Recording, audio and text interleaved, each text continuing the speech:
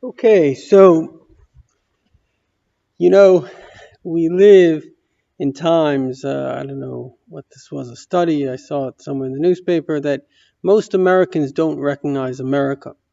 I mean, just imagine if you were a German and suddenly Hitler came to town and suddenly your youth have been convinced to become murderers. You wouldn't recognize Germany.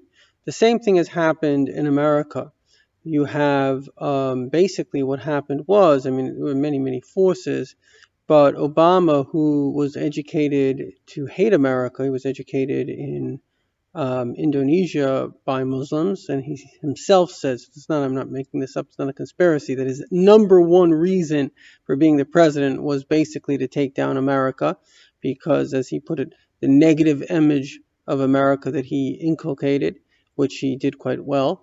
And never mind all the other bizarre, many of them Marxist ideas, which he actually went to these kind of Marxist camps, and there's a whole kind of subculture in America, which the Russians worked very hard. Obviously, Senator McCarthy tried to get rid of, but it still existed in different things. There's a very famous guy called Truth Revolt that he grew up a Jewish guy, and when they murdered someone, he felt so guilty. He turned around and he moved his right. He moved to the right. But the bottom line is that these anti, like he said to businessmen, you didn't build it. It's basically anti-money. He was trying to tax, regulate, all this kind of stuff. And this is just the Marxist ideas of anti-capitalism. So the problem is that whenever you have a leader, that very often people catch emotions and ideas from one another. And primarily they catch it from the leaders. So the younger people that were brought up, and they weren't brought up with a proper education in terms of the benefit of democracy, not to have tyranny, the benefit of capitalism, not to have poverty. So they have kind of bought into this system. But perhaps even worse is his viewpoint coming from a Muslim country. You see, Islam has a very us versus them attitude. Now, Christianity has not an us versus them attitude. Christianity basically says we have an idea and we want to convert you to the idea. Many Christians have approached me trying to convince me to believe, etc., etc. And I always have a nice conversation because they're not coming against me, they're coming for me. Very fundamental different. But Islam sees the world, and something that I know a little bit about, as kafirs. Kafirs comes from the word kafir. It's a Hebrew word, actually. Kafir means basically somebody who rejects, who is basically, they see the world in an us versus them mentality. I don't want to make this video too long. I don't want to speak too much about Islam. But one of the ways, and I got this from Encyclopedia Britannica, and the Brits knew and these very bright guys who wrote the encyclopedia, and the Brits knew them very well. Islam has what's called, you can read this on all their websites, they'll say it very openly, an attitude that if you're not with us, literally, we're at a war against you. They call it the House of Peace or the House of War. Officially, the House of Peace are the countries that follow Sharia law, and the House of War, even if it's a Muslim country, it doesn't follow Sharia law like we see in Egypt with the Muslim Brotherhood. They do everything in their power to destroy it because that's what they need, Sharia law, and that's why they're coming. Even here in America, it's absolutely insane. If I was the president, I would wipe these people out. But the idea is, I mean, look, in France, they have 700 no-go zones. That's basically a Muslim country. They've implemented Sharia law. That's their goal, to implement Sharia law everywhere in the world. Ultimate goal of the Islam is what's called the Ummah. And the caliphate is kind of the warring machine. That's why the ISIS had a caliphate. It was the warring machine to implement Islamic law, which is exactly what they did. But the real point that I'm trying to bring out in this talk is actually a very beautiful point. And that is that there's no reason not to have hope. It's a very, very complicated structure, but there's something that's called Boyu v'nachshav cheshbon shel makom. Come, let us consider what God is doing. We have to understand, because everything's coming from God, right? We all agree to that. So now we have to understand, why is God doing what he's doing? And once you understand the why, you'll have tremendous, tremendous joy in what is going on in the world today, because it's never been better. It actually cannot get better. It can only, I mean, it will always get better, but conceptually we've reached a point, the infinite point. So in order to understand this all, you first and foremost have to understand exactly what God is doing. Why did he even create the world in the first place? Why do we even exist? And the truth is, we're not the only existence out there. There are billions and trillions and infinite universes, mainly contained within 4 universes. Just to give you an idea, our universe is 14 billion light years across and continuously expanding at 10 times the rate of expansion at the outer edges of the universe. So it's very, very big.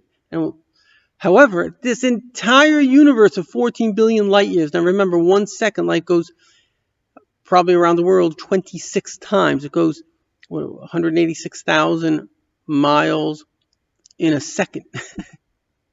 So you have to really, really understand what 14 billion light years is. If light in 1 second goes 186,000 miles, imagine an hour. It's unfathomable. And this whole universe is like a dot compared to the universe above it. The world of Asiya, the world above that is Yetzirah, the world above that is Bria, the world above that is Atil. So we are just a fractional, tiny fraction of a reality. Hold on 1 second. Sorry about that. Chaim. Anyway, getting back to the point. So why do we exist? Why do we exist in this dimension? He could have kept us in a dimension. Basically, this world comes from the word olam, which means helam, concealment. What does this dimension do? It effectively, it conceals, it hides godliness. You look out, you don't see reality. We know reality now is energy, but you don't see energy. All you see is basically matter. So what you see is death. What you see is lifeless. What you see is physical, even though it's really spiritual. But in the higher universes, the higher you go, the more you see spirituality, the more you realize actually it's all God. So why would God take us away from truth that everything is God, energy, godly energy, and put us in a lie that everything is, it's physical matter that doesn't have a creator? And the answer is very simple. The greatest thing that exists, as I heard from Rabbi Yossi Jacobson, God is the ultimate bachelor. So what could the ultimate bachelor want? Not more of himself. He wants less of himself. He wants a relationship. He wants to have love. He wants to have unity. So in order to have unity, you have to have somebody that is not you, somebody that is independent. And that independent person has to choose you. It's an amazing concept. So God created us to be different, even though we're really just God. Everything is just God, but He created us to be separate from Him. And then we get to actually seek the truth, and we realize, hey, there's a God. It's amazing. And we feel this great elation. But then we get married. And marriage is not an easy thing, as anybody who's been married, I've actually been married, divorced, anybody that's done a lot of research on the subject, written books. So anybody that's been married, research, it's difficult. Why? Because you have two different opinions, and somehow you have to merge these opinions. So how do you do it? So the point is, there has to be a certain kind of humility where you're able to listen to the other person. And so for us to really marry God, for us to be in partnership with God, for us to work together, because that's what a marriage is. It's not about the annihilation of one individual. It's about the unity of two individuals, about two individuals working together. So how do you get that? It's not a simple thing to do. So first of all, there has to be that point of humility. And that's why this world is a very big subject, but we've reached that point of humility, especially after 2 world wars, after Holocaust, where we really just wanted truth. And that's the key, because when you have that empty space, that desire for truth, and then you have a space in which God begins to pulsate, and you and God, which has happened to billions of people, as 64% of the world, based on Gallup polls, these are serious polls, believe they have a personal relationship with God. So this is a beautiful thing. And all the craziness that's going on, the good kids, but that are being brainwashed by these kind of sadistic psychopaths, this is just to show the world that don't think, because I grew up in a very liberal reality, and we think, oh yeah, every insanity that somebody comes up with, 100%. Because basically, what is liberalism? Liberalism is lack of values. That's all liberalism is. It's an emotional, it's like a teenager. I just want to do what I want to do. So reality is that there is a God, that God loves you. He made the world because he wants to, and the two of you have to work together. Basically, you have to do the work. He's here as a GPS to help guide you, but you have to do the work.